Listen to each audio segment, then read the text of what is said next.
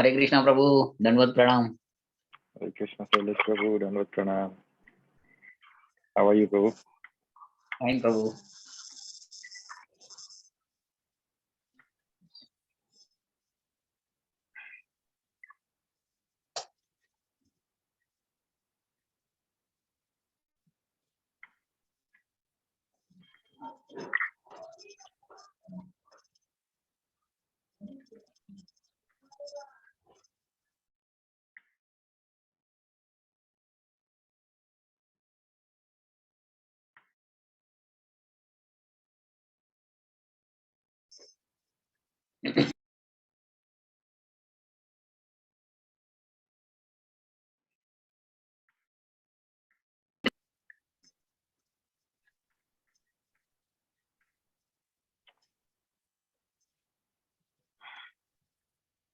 So we'll wait for a few more minutes till everyone joins.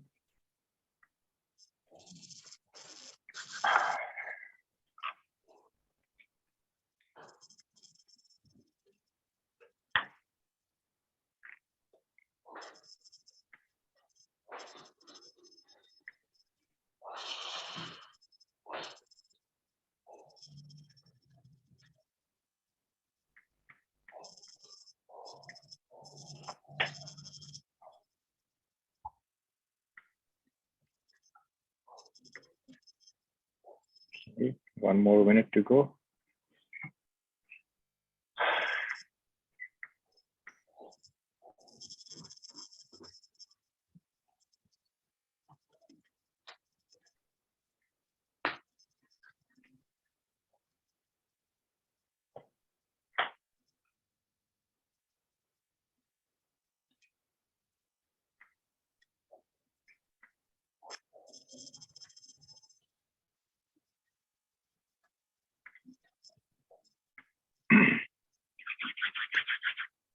Thank you everyone for joining us today.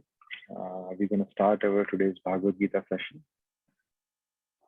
So, पिछले सप्ताह we did chapter number 6 till text number 10. Yes. And from today we're going to start chapter number 6 from text number 11 till 15. So हम लोग ध्यान योग discuss कर रहे थे and before we're gonna start, as usual, we're gonna do the Guru Vandana.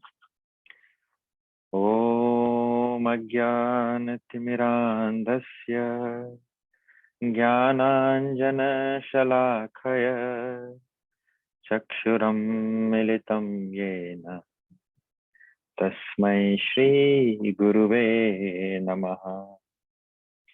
Shri Chaitanya Manobhishtam स्थापितं येन भूतले स्वयं रूप गदामह्यं ददाति स्वपदान्तिकम् वन्देऽहं श्रीगुरु श्रीयुतपदकमलं श्रीगुरुं वैष्णवंश्च श्रीरूपं साग्रजातं सहगना रघुनाथामृतां सजीवं साद्वैतं सावधूतं परिजनसहितं श्रीकृष्णचैतन्यदेवं श्रीराधा कृष्णपदा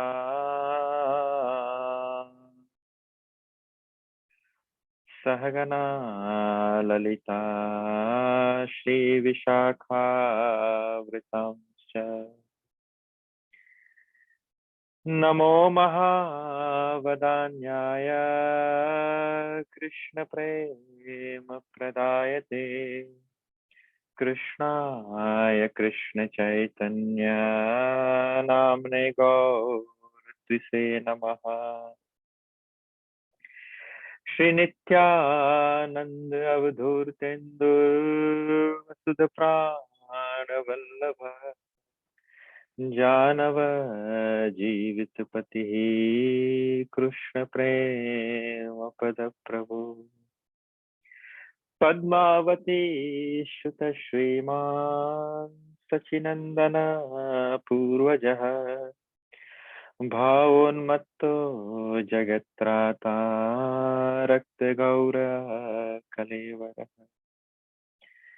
हे कृष्णा करुणा सिंधु दीनबंधु जगत्पते गोपेश गोपिका कांत राधा कांत नमोस्तुते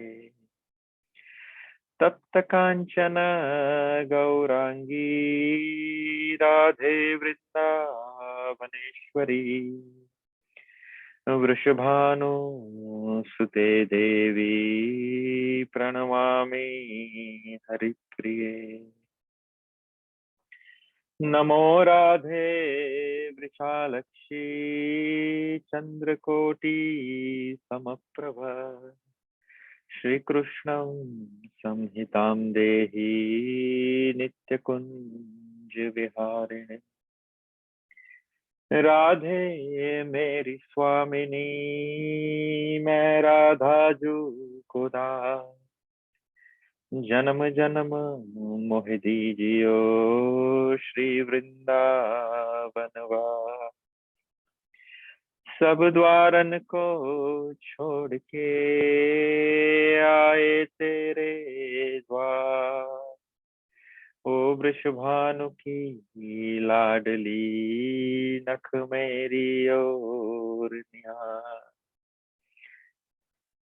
वाञ्छाकल्प तरुभयश्च कृपा सिन्धुभ्य एव च पतितानां पावनेभ्यो वैष्णवेभ्यो नमो नमः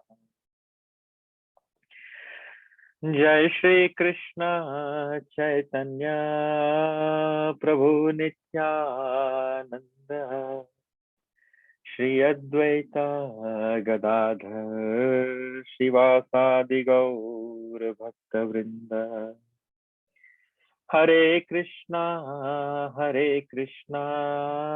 कृष्ण कृष्ण हरे हरे हरे राम राम राम हरे everyone together Hare Krishna Krishna Krishna Hare Hare Hare Hare Ram Ram Ram Ram Hare Hare one more time everyone together Hare Krishna Hare Krishna Krishna Krishna Krishna Krishna Hare Hare Hare Hare Hare Ram Ram Ram Hare Hare wonderful so it's a time for recap Prabhu ji yes mother ji go ahead Bhagavad Gita में किसी ने मैसेज किया okay for the password there is no password actually charu mataji it's just you click on that link there is no password it's not password protected you just click on this link and that should be okay you can just reply to her mataji just copy and paste the same thing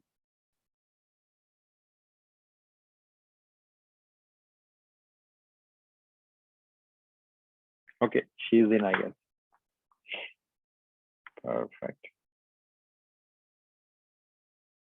perfect nice thank you mataji welcome charu mataji you're joining us first time I have my friend also Tarar who joined us first time perfect okay so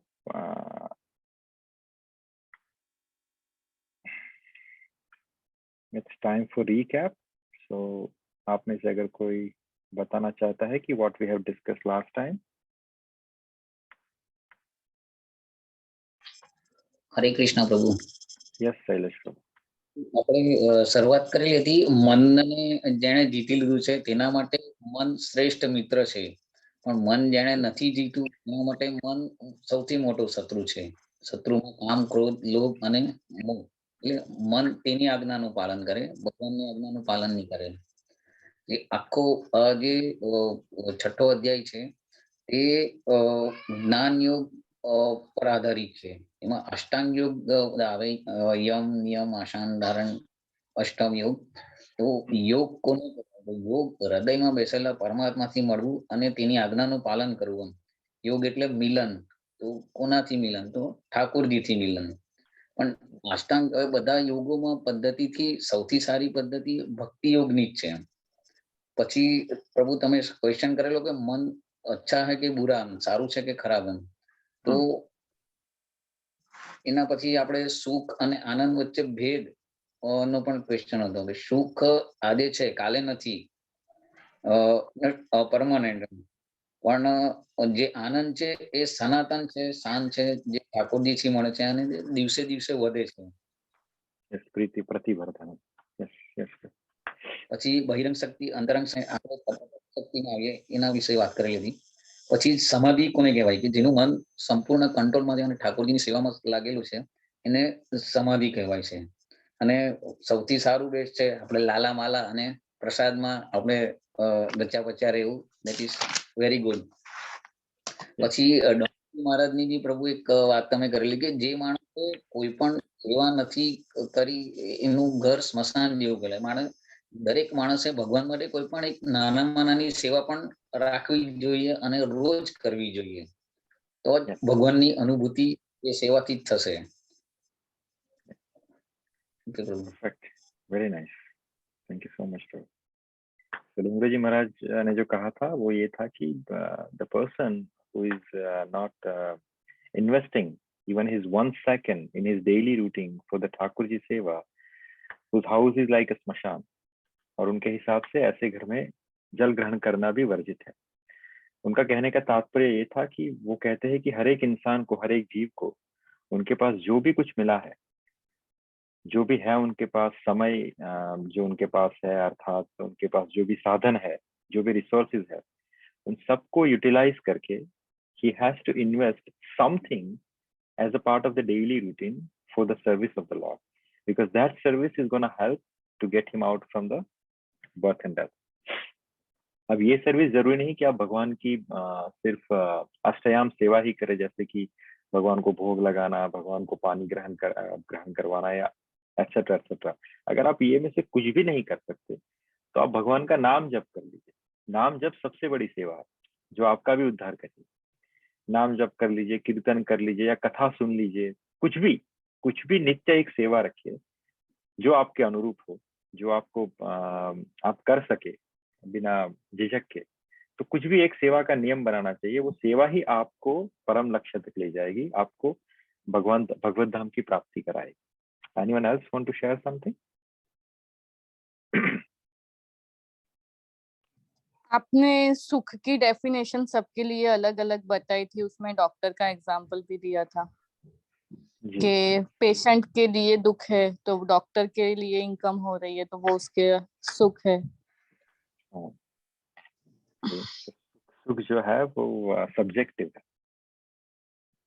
सुख जो है वो व्यक्ति विशेष के लिए अलग अलग है. तो सुख की परिभाषा भी अलग अलग. और सुख क्या है कि कभी है कभी नहीं है, क्योंकि वो सेंस परसेप्शन से प्रोड्यूस होता है. Right, that is what we give example of doctor and this thing. लेकिन जो आनंद है वो शाश्वत है, वो प्रतिवर्धनम है. क्योंकि आनंद जो है वो आप पैसे से खरीद नहीं सकते. आनंद जो है आप किसी को इन्फ्लुएंस करके ले नहीं सकते. आनंद जो है वो आपको अंतर से मिलेगा, क्योंकि अंतर में ठाकुर जी बैठे हैं. तो जो इंसान जितनी अच्छी तरीके से भगवान से अपना संपर्क साध सकता है, अपने अंदर बैठे हुए ठाकुर जी से कनेक्शन बना सकता है, that is what the definition of yoga पद्धति, जो ही आगे भगवान जो 5 श्लोक आज समझाएंगे उसके अंदर उसी को अच्छे तरह से एलोबरेट किया हुआ. तो जितने अच्छा आप योग में निष्ठ रहेंगे, जितना अच्छा योग अर्थात भगवान से कनेक्शन, दैट इज कॉल्ड योग, और वियोग अर्थात भगवान से बिछड़ना. तो जितना अच्छा जो योग में प्रवृत्त होगा उतना इतने अच्छी तरीके से उसे भगवान से आनंद की अनुभूति होगी. और वो आनंद जो है वो नित्य प्रतिवर्धनम है, वो हमेशा बढ़ता जाएगा. इसलिए आपने देखा होगा जितने भी साधु महात्मा या जितने भी संत आपके जीवन में आपने पढ़े होंगे या जिनका आपने अनुसरण किया है या जिनके बारे में आपने सुना है, जो भी बड़े बड़े महासंत हो गए, आप देखोगे कि उनके चेहरे पे आनंद की अनुभूति जो है वो नित्य शाश्वत है। किसी भी सिचुएशन में, संसार की किसी भी दुविधा के अंदर, किसी के भी अंदर आप उनके चेहरे पे कोई लकीर नहीं देखते। वाई? बिकॉज जो बाहरी चीजें हैं, जो सेंस परसेप्शन से हमें लगता है कि ये दुख है, लेकिन वो संत को उसके असर कुछ भी नहीं होता, क्योंकि वो संत जो है वो आनंद के सत्संग में है, वो आनंद के कनेक्शन में है, आनंद से योग है उसका। इसीलिए वो हमेशा चलते जा रहा है, चाहे कितनी भी दुखी चीजें आए हैं या दुख की चीजें आए या कितने भी सुख की चीज आए, वो उसे कभी विचलित नहीं होता, क्योंकि वो उससे ऊपर उठ चुका है। Right? Anyone else want to share from last week, जो उनको याद हो या उनको अच्छा लगा हो? हरे कृष्णा प्रभु। Yes. प्रभु जी, एक श्लोक में आपने बताया था कि कौन जो है वो योगी या आत्म साक्षात्कार, मतलब कौन असली योगी या आत्मा साक्षात्कार कहलाता है, जिसको सिर्फ नॉलेज ही एनफ नहीं, सिर्फ नॉलेज ही जरूरी नहीं, उसके साथ साथ उसको अनुभूति होने की भी जरूरत है, ज्ञान के साथ अनुभूति की जरूरत है, जो कंकड़ पत्थर सोने को जो है सबको एक समान मानता है। तो अनुभूति होना भी ज्ञान के साथ साथ बहुत जरूरी है। और अनुभूति हम कहते हैं कि अगर हमें नहीं हो रही तो मतलब हमारी सेवा पर्याप्त नहीं है, इसीलिए हमें अनुभूति नहीं हो रही। जी, क्योंकि और बहुत सारे लोग कहते हैं कि और हमें भगवान की अनुभूति नहीं होती है, ठाकुर जी कहाँ पे है, हमें तो कोई ऐसा चमत्कार नहीं महसूस होता, या कहते हैं कि हमें कोई ऐसा रियलाइजेशन भी नहीं हुआ। तो समझना कहीं ना कहीं आपकी सेवा में त्रुटि है, क्योंकि जैसे भक्ति रसामृत सिंधु में श्री रूप गोस्वामी ने बताया कि आपको ठाकुर जी की अनुभूति कहाँ से होगी? सेवा के माध्यम से होगी। ठाकुर जी का नाम, धाम, ठाकुर जी की लीला, इसका आस्वादन आपको तभी होगा जब आप सेवा में कार्यरत होंगे। इसीलिए डोंगरे जी महाराज ने कहा था कि इंसान को अपना कुछ ना कुछ भगवान की सेवा में लगाना चाहिए। मनसा वाचा कर्मणा करीने लक्ष्मी वर्णे भजिए रे, दैट इज द कंपोजिशन और the quote given by Narsinh Mehta, जो गुजरात के बहुत बड़े संत थे। तो सेवा का महत्व यहाँ पे समझाया गया है। एंड अनुभूति अगर आपको चाहिए तो यस, आप सेवा में प्रवृत्त हो जाए। यही हमने लास्ट वीक एक एग्जांपल शेयर किया था अपने ग्रुप के ऊपर, कि किसी ने भगवान से मांगा था कि प्रभु आप कैसे ना कैसे आप मेरे घर पे आइए या something like that, please come to my life. And then somehow और other Vyasacharya Prabhu call that person and says that आज आपके घर पे ठाकुर जी आ रहे हैं, क्योंकि हम श्रीमद् भागवतम आपके घर पे लेके आ रहे हैं। और Srimad Bhagavatam is non different than Krishna, वो भगवान का वांग्मय स्वरूप है। तो देखिए, ठाकुर जी लिसन्स, अगर आपके कथा सेवा के अंदर कुछ ना कुछ अपना झुके, तो उस माता जी का भी कुछ ना कुछ योगदान है भगवान की सेवा में, तो भगवान उस सेवा को ग्रहण कर रहे हैं, ये उसकी अनुभूति है। Right? Good Megha, you want to share something else? Can go for. Yes प्रभु। And in also in one of the shloka आपने बताया था कि कोई जो है अगर नॉलेजेबल है तो वो हर किसी को समान प्रकार से देखता है, चाहे वो दोस्त है या दुश्मन है या बंधु है या कोई भी है, तो वो उसको एज अ सोल देखता है, बॉडी नहीं देखता।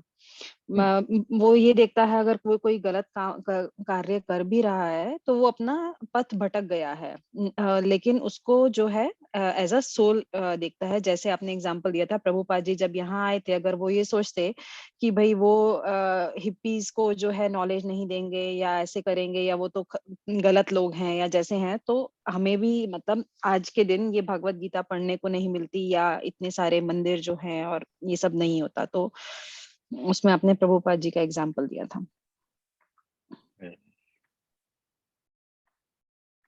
Good. Wonderful. Anyone else want to share, or I can proceed to the next sloka? Okay. Hare Krishna, Prabhuji. Yes, Mataji, please go ahead. हाँ, बस लास्ट श्लोक में यही कहा था कि योगी को यही चाहिए कि सदैव अपना शरीर, मन और आत्मा को परमेश्वर में लगा के और एकांत स्थान में रह के बड़ी सावधानी के साथ उसको अपने मन को वश में करके और अपनी आकांक्षाओं को अपने वश में करके उसको भगवान का नाम लेना चाहिए, तभी वो यहाँ से मुक्ति प्राप्त कर सकता है और भगवान में अपना चित्त लगा सकता है। जी, वंडरफुल। सो एक्चुअली आपने बहुत सही श्लोक कोट किया। Now based on that our next session is continuing, our next shloka is there, क्योंकि भगवान इसी को आगे समझा रहे हैं। तो भागवत गीता चैप्टर नंबर 6 श्लोक नंबर 11 एंड 12, 11 और 12 एक साथ कंबाइन किए हैं। तो श्लोक में भगवान कह रहे हैं कि सचो देशे प्रतिष्ठाप्य स्थिर मानस मात्मनः नति उच्चित्रम नति नीचम चैलाजीन कुशोत्तरम तत्रेकाग्रम मनः कृत्वा यत चित्तेन्द्रिय क्रिया उपविश्यासने युंजाद योगम आत्म विशुद्धये। भगवान कह रहे हैं कि योगाभ्यास के लिए योगी एकांत स्थान में जाकर भूमि के ऊपर कुशा बिछा दे और फिर उसे मृगछाला से ढके तथा उसके ऊपर मुलायम वस्त्र बिछा दे। भगवान यहाँ पे आसन कैसे बनाना है वो पद्धति बता रहे हैं। आसन ना तो बहुत ऊंचा हो अपितु ना तो बहुत नीचा हो, यह पवित्र स्थान में स्थित हो। योगी को चाहिए कि इस पर दृढ़ता पूर्वक बैठ जाए। With a conviction the Yogi should sit on the आसन और मन इंद्रिय तथा कर्म को वश में करते हुए, मन इंद्रिय तथा कर्म को वश में करते हुए तथा मन को एक बिंदु पर स्थित करके हृदय को शुद्ध करने के लिए योगाभ्यास करें। बहुत सारी चीजें प्रभु यहाँ पे समझा रहे हैं कि कैसे आपको योगा पद्धति के अंदर अपने आप को निवृत्त करना है, आप कैसे उसके अंदर बैठे। तो भगवान ने कैसे आसन बिछाना है वो बताया, कैसे उसके ऊपर बैठना है, सिचुएशन क्या होनी चाहिए, ना तो बहुत ऊपर हो ना तो बहुत नीचे हो, राइट। पवित्र स्थान में होना चाहिए ये आसन, राइट। और फिर किसी एक बिंदु पे स्थित करके आपको योगाभ्यास में लगना है। तो यहाँ पवित्र स्थान का मतलब है तीर्थ स्थान। पवित्र स्थान अर्थात तीर्थ स्थान सूचक। आपके लिए क्वेश्चन है कि तीर्थ और धाम में अंतर क्या है। This is what we have discuss in our previous session. तो सिर्फ थोड़ा ब्रशिंग कर रहे हैं, तो बताइए तीर्थ और धाम के अंदर अंतर क्या है। प्रभु जी, धाम में भगवान ने वास किया हो, यानी कि वो रह चुके हैं, और या उनके धाम में भगवान ने वास किया हो, जैसे कि वृंदावन है, वो धाम कहलाता है। तीर्थ स्थल यानी वहां पे कोई संत हो चुके हैं, और या मैंने मिक्सिंग किया। नहीं, बहुत अच्छा प्रयास था माता जी, आपका पहला प्रयास सही था, दूसरे में थोड़े आप गड़बड़ा गए। चलो कोई बात नहीं। और कोई बताना चाहेगा। तीर्थ और धाम में क्या अंतर है। हम कहते हैं ना हम धाम जा रहे हैं, कोई कहता है हम तीर्थ स्थल पे ये पूजा कराएंगे, तो यहाँ पे पवित्र स्थान का मतलब है वो तीर्थ स्थान का सूचक है। तो यहाँ पे तीर्थ और धाम में अंतर जो हमने पहले डिस्कस किया था, मैं सिर्फ उसी के बारे में ब्रशअप कर रहा हूँ कि व्हाट इज द डिफरेंस। जैसे हरिद्वार है वो तीर्थ स्थान है, ऋषिकेश है जहाँ गंगा जमुना नदियां बहती हैं और हमारे संत वगैरह वहां पे वास कर चुके हैं। लेकिन जो धाम है वहां पे भगवान ने खुद वास किया है, जैसे वृंदावन धाम है या द्वारकाधीश धाम है। तो वृंदावन तीर्थ कहलाएगा या नहीं कहलाएगा। नहीं, धाम कहलाएगा। तीर्थ भी कह सकते हैं, लेकिन दोनों चीजें आएंगी वहां पे। Perfect, yes. तो देखिए तीर्थ क्या है कि जहाँ पे पवित्र नदियों का वास हो, जहाँ से पवित्र नदियां छू के निकल रही है। जैसे आपने कहा हरिद्वार हो गया, ऋषिकेश हो गया, राइट, दोज आर द तीर्थ। लेकिन धाम जो है, अर्थात धाम का मतलब है भगवान का घर, राइट, इसे हम धाम कहते हैं। तो tirth could be dham also, dham could be tirth also, right. Yes Mata ji, Charu Mata ji, you have a question, go ahead.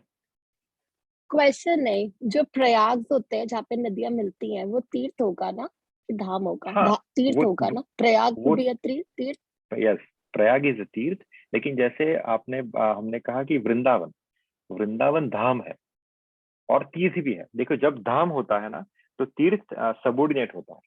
तीर्थ और धाम में जो वैल्यू है वो धाम की ज्यादा है, तीर्थ की कम है। एक सिंपल सा एग्जांपल आपको देता हूँ कि तीर्थों का जो राजा है जिसे पुष्कर कहा गया है, जो राजस्थान में पड़ता है, उदयपुर और जयपुर के बीच में, तो वो तीर्थ का राजा है पुष्कर। अभी हुआ ये था कि पुष्कर ने सब तीर्थों को कॉल किया। दिस इज द कथा फ्रॉम सम ऑफ द उपनिषद। तीर्थराज पुष्कर ने सबको कॉल किया, ही कॉल ऑन ऑल द तीर्थ। तो वहां पे वृंदावन उपस्थित नहीं हुआ। तो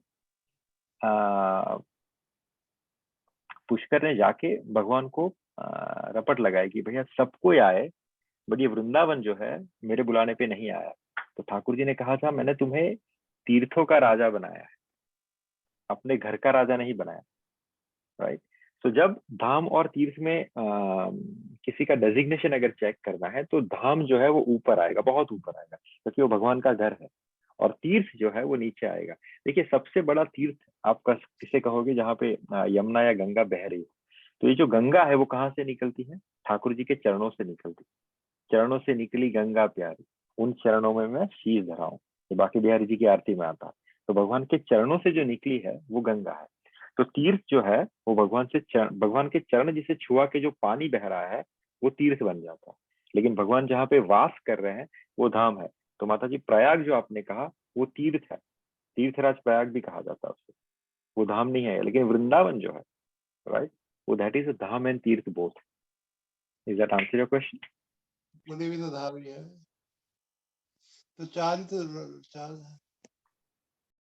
ओके, तो यह पवित्र स्थान जो है वो तीर्थ स्थान का सूचक है। जैसे यहाँ पे क्या तीर्थ और धाम में अंतर हमने डिस्कस किया। तो भारत में योगी तथा भक्त अपना घर त्याग कर प्रयाग, मथुरा, वृंदावन, ऋषिकेश तथा हरिद्वार जैसे पवित्र स्थानों में वास करते हैं और एकांत स्थान में योगाभ्यास करते हैं। तो योगाभ्यास करने के लिए पवित्र स्थान का होना आवश्यक है, जहाँ यमुना तथा गंगा जैसी नदियां प्रवाहित होती है। किंतु प्रायः ऐसा करना सबके लिए संभव नहीं है। ईच ऑफ एवरीवन जो मेट्रो सिटीज में रहते हैं, जो आउट ऑफ द कंट्री रहते हैं, it is not possible for them to go to Prayag or to go to Vrindavan, to go to Rishikesh and do this kind of meditation. इसी के लिए शास्त्रों में प्रोविजन है, जैसे कि बृहद नारद या पुराण, जिसके अंदर नारद जी बतला रहे हैं। तो जैसे जिसका मन विचलित है और जो अंतर आत्म संयमी नहीं है वह ध्यान का अभ्यास नहीं कर सकता। इसीलिए बृहद नारद या पुराण में देवर्षि नारद कहते हैं कि इन कलयुग, which is called the present युग, अभी हम कलयुग में है, right? When people in general are short lived, हमारी जो आयु है वो बहुत छोटी है। We say it's 100 years, but अब तो 100 years भी नहीं रही, right? Anyone can die anytime. So our life is very short. We are very slow in the spiritual realization. हम आध्यात्मिक चेतना के लिए हम बहुत स्लो है। पहले तो हमें इच्छा ही नहीं होती, राइट? अगर थोड़ी बहुत इच्छा हो भी गया, किसी एक आध दिन हमने अध्ययन कर भी लिया शास्त्र का या किसी संत का या किसी वाणी का, तो हम दूसरे दिन वापस से अपने रूटीन में चले जाते हैं। हमें वापस से कोई पकड़ के लाएगा, भैया कुछ तो ठाकुर जी के लिए कर, तो हम थोड़ा बहुत कर लेते हैं, क्योंकि हम बहुत स्लो है। Slow the reason is lack of conviction and lack of urgency. हमें कन्विक्शन नहीं है, कन्विक्शन इन द सेंस कि अच्छा ये भैया हमें मरना ही है। हाँ वो मर गया, देखो कोविड में वो मर गया, लेकिन हम ये नहीं रियलाइज कर रहे कि we also have to die someday. So this is the right time that I should advance myself into the spiritual enlightenment, right? So lack of conviction रहता है और lack of urgency भी रहती है कि ठीक है यार कल करेंगे, अच्छा ठीक है कल नहीं, चलो 50 साल के बाद करेंगे, अरे 60 साल के बाद करेंगे जब मैं बूढ़ा हो जाऊंगा। तो lack of urgency भी नहीं है, क्योंकि हमें पता नहीं कि हम 60 साल तक जिएंगे कि नहीं, हो सकता है कि हम कल ही पिता जाए। So lack of urgency और lack of conviction, इसकी वजह से क्या होता है कि we are very slow in moving towards spiritual realization and we always disturbed by the various anxiety. बहुत सारी एंजाइटी तो हम खुद से अपने सर पे लेते हैं। हम बड़ा बड़ा मेंशन खरीदते हैं, बड़ी बड़ी गाड़ियां खरीदते हैं, बड़ी बड़ी चीजें खरीदते हैं, बड़े बड़े बिजनेस खरीदते हैं, और उसकी वजह से होता क्या है, जितनी जरूरत से ज्यादा एक्यूमुलेट करने की हम कोशिश करते हैं, उतना ही हम अपना सुख, अपना जो शांति है वो बैंक में गिरवी रखते हैं in terms of mortgage, right? तो जितना मॉर्गेज उठाते हैं फिर उतना स्ट्रेस बढ़ता जाएगा। तो we are always disturb by the various anxiety, क्योंकि हमें बहुत सारा, जरूरत से ज्यादा हमने उठा लिया अपने ऊपर, तो एंजाइटी बहुत रहती है, कल होगा कि नहीं होगा, ये होगा कि नहीं होगा, मेरा रिटर्न आएगा कि नहीं आएगा, there are so many anxiety. So भागवत प्राप्ति का जो सर्वश्रेष्ठ माध्यम है, राइट, वो क्या है? देवर्षि नारद कह रहे हैं बृहद नारदीय पुराण के अंदर कि हरेर नाम हरेर नाम एव केवलम, कलो नास्तेव नास्तेव नास्तेव गति अन्यथा, राइट, कि भगवान के पवित्र नाम के कीर्तन के अलावा सबसे सुलभ और सबसे आसान तरीका इस कलयुग से निकलने का कुछ भी नहीं है, कुछ भी नहीं है, कुछ भी नहीं है। दैट इज व्हाट द श्लोक सेज, हरेर नाम, हरि का नाम, हरि का नाम, हरि नाम एव केवलम, केवल वो एक ही जरिया है, राइट। कलो नास्तेव नास्तेव नास्तेव गति अन्यथा, कलयुग से निकलने का और कोई जरिया नहीं, राइट। This is what श्लोक 11 and 12 explain. Is there any question in this one?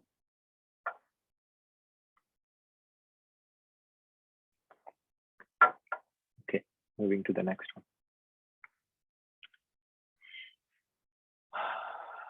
श्लोक नंबर 11-12 हमने कंप्लीट किया, ये 13-14 है। सो समम काय शिरो ग्रीवम धारयन्न चलम स्थिरः सप्रेक्ष नासिकाग्रम स्वम दिशश्चान वलोकया प्रशांतात्मा विगतभि ब्रह्मचारी व्रते स्थितः मन संयम्य अच्युतो युक्त आसित मत परः। भगवान कह रहे हैं कि योगाभ्यास करने वाले को चाहिए कि वह अपने शरीर, अपनी गर्दन तथा सर को सीधा रखे और नाक के अगले सिरे पर दृष्टि लगाए। इस प्रकार वह अविचलित तथा दमित मन से, मन को वश में करके, अर्थात दमित मन से अर्थात मन को वश में करके, भय रहित विषय जीवन से पूर्णतया मुक्त होकर, विषय जीवन का मतलब है ब्रह्मचारी व्रते, यहाँ पे जो श्लोक में लिखा है ब्रह्मचारी व्रते स्थित, ब्रह्मचर्य में स्थित होके, अर्थात completely free from sex life.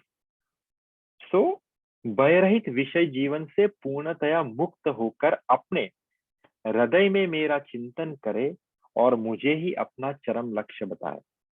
This श्लोक हैज 3 एलिमेंट्स वेरी इंपॉर्टेंट।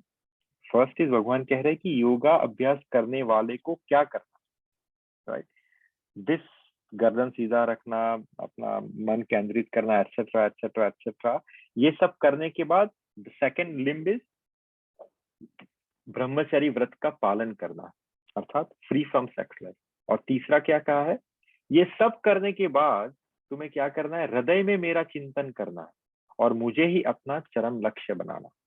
तो योगाभ्यास का जो है उद्देश्य यहाँ पे प्रभु हमें प्रदर्शित कर रहे हैं। तो जीवन का उद्देश्य क्या है, भगवान को जानना। हम यहाँ पे इसीलिए है इस संसार के अंदर कि हम भगवान से विमुख हो चुके हैं। तो जब तक हम भगवान के सम्मुख नहीं होते तब तक हमारा जन्म आफ्टर जन्म आफ्टर जन्म आफ्टर जन्म भटकना लगा रहेगा। और जिस समय हम भगवान के सम्मुख हो गए, यस, तो जिस समय हम भगवान के सम्मुख हो गए उस समय हमारा भटकना जो है वो बंद हो जाएगा। जैसे हमने पहले भी डिस्कस किया था कथा उपनिषद का वो श्लोक, कि जहाँ पे भगवान कह रहे हैं कि एक पेड़ है जिसके ऊपर 2 पक्षी विराजमान है, एक तुम खुद हो जीव और एक मैं हूं परमात्मा की तरह। पेड़ क्या है, आपका शरीर, उसके ऊपर 2 पक्षी अर्थात 2 जीव, one is the we as a soul and second is the super soul, भगवान खुद। भगवान कह रहे हैं कि तू पेड़ के ऊपर के फलों को तोड़ के खाए जा रहा है, मैं सिर्फ तुम्हारी ओर देख रहा हूँ। तू फल को खा रहा है, थोड़ी समय खाया तूने, फिर अच्छा लगा यार इसमें से तो मेरा मन उठ गया है, दूसरा फल उठा के खाया, तीसरा फल उठा के खाया, चौथा फल उठा के खाया। भगवान देख रहे एक के बाद एक के बाद एक के बाद तू फलों को चख रहा है, राइट। फलों के, जब तक तू फलों को चखता रहेगा तब तक मैं तुम्हें जन्म आफ्टर जन्म देता रहूंगा, क्योंकि तब तक तू इस संसार से रस लेने की कोशिश कर रहा है। तुम्हें लग रहा है कि संसार से कहीं ना कहीं तुम्हें ऐसा एक फल मिलेगा जो तुम्हें निरंतर सुख की प्राप्ति कराएगा, निरंतर आनंद की प्राप्ति कराएगा, लेकिन ये पॉसिबल नहीं है, because this samsara is not gonna give you what you really looking for, that is sacchit anand. और भगवान कह रहे हैं मैं तेरी ओर देखे जा रहा हूँ, अच्छा तू खा रहा है, खाते जा, ये बर्थ चाहिए, वो बर्थ चाहिए, तेरे को अंबानी बनना है, तेरे को फिल्म स्टार बनना है, तेरे को पैसे वाला बनना है, तेरे को NRI बनना है, take it take it take it take it. But जिस समय तुम्हें रियलाइज हो जाएगा कि ये सबसे मेरा I am not able to satisfy, and then you are coming to the knowledge of yathartho brahma जिज्ञासु, वेदांत का पहला सूत्र। जैसे ही तुझे रियलाइज हुआ और जैसे ही तूने मेरी और पलट के देखा, जो मैं तेरे बाजू में ही खड़ा हूँ मित्र, जैसे ही तूने मेरी और पलट के देखा, उसी समय मैं तुम्हें यहाँ से निकाल के ले जाऊंगा। तो जीवन का जो उद्देश्य है, राइट, वो क्या है? भगवान को जानना, राइट। भगवान को जानने की जो प्रक्रिया है उसमें योग एक पद्धति, there are so many process of knowing Krishna, right. उसमें से योग क्या है? एक पद्धति है, एक प्रोसेस है। और उस योग प्रोसेस का बेसिकली आउटकम क्या होना चाहिए? भगवान को जानना, क्योंकि जिसकी पद्धति है उसी की वजह से आपको उस उद्देश्य को प्राप्त करना है। तो योग एक पद्धति है, और उस पद्धति का जो उद्देश्य होना चाहिए वो क्या है? भगवान को जानना, right. So the yoga process is practised in order to discover and see this localised form of Krishna. ये जो योगा पद्धति है, ये जो प्रोसेस है, उसको प्रैक्टिस क्यों करना चाहिए? ताकि आप डिस्कवर कर सको, आपके अंदर जो ठाकुर बैठे हैं उसको देख सको, localize form of Vishnu which is called paramatma, not for any other purpose. आप आजकल हम देखते हैं कि अच्छा yoga means exercise, yoga means Sudarshan kriya, yoga means meditation, right. But वहां पे कहीं भी ठाकुर जी का नाम नहीं होता। इसीलिए यहाँ पे भगवान कह रहे हैं कि योगा का उद्देश्य क्या होना चाहिए? लोकलाइज फ्रॉम भगवान विष्णु को जानना, नॉट एनी अदर प्रोसेस। अगर इसके अलावा किसी भी और प्रोसेस के लिए आप योग पद्धति को अपनाते हो तो समझ लो कि आप क्या कर रहे हो? आप खुद को चीट कर रहे हो। One who has no program or aim to realize the Vishnu murti, a localize paramatma, is uselessly engage in mock yoga practice, mithya yoga practice में अपने आप को यूटिलाइज कर रहा है, right. And technically he is wasting his time, वो अपना टाइम वेस्ट कर रहा है, क्योंकि योगा पद्धति उसके लिए है ही नहीं, right, for other benefit. The real benefit of yoga पद्धति कि आप भगवान को साधे, राइट। अभी टू रियलाइज, अभी यहाँ पे जो है शुरू होता है 3 डिफरेंट योगा, ज्ञान योग, भक्ति योग और कर्म योग। इन 3 योगा प्रैक्टिस के अंदर भक्ति योग का महत्व जो है वो इसके बाद शुरू होता है पर्पट के अंदर। So to realize this Vishnu murti within the heart, भगवान क्या कह रहे हैं आपको? ब्रह्मचारी व्रते स्थित, आपको ब्रह्मचारी व्रत में स्थित होना पड़ेगा। That is the first prerequisite. तो observe the complete detachment from the sex life, and therefore one has to leave the home and live alone in the secluded place, right, remaining seated as mentioned above. तो आपको sex जंगल में जाने का मतलब क्या है? Right, secluded area अर्थात वीरान जगह में जाने का फायदा क्या है? So you can get out of this sex cycle, sex life से बाहर निकल सको, इसीलिए आपको वन में जाने की जरूरत है, राइट। अगर आप वन में जाके भी आपकी मति वहीं पे अटकी हुई है तो आपका जंगल में जाना व्यर्थ है। This is will use again in future that why the bhakti yoga is important compared to other yoga पद्धति। So first is completely detached from the sex life, और इसीलिए कहा गया है कि आपको secluded area में जाना है। One cannot enjoy the sex life on a daily basis at the home or elsewhere and attend the so yoga class and become a yogi। बहुत सारे लोग रहते हैं, जैसे if you see the biggest entrepreneur in the yoga practice whose name is Bikram Yoga, there's a Bikram Yoga, you can search, he's still right now very popular and highest turnover organization for the yoga in the United States। but आप देखोगे कि उसके ऊपर इतने सारे allegations और इतने सारे litigations है for the sex offense, right?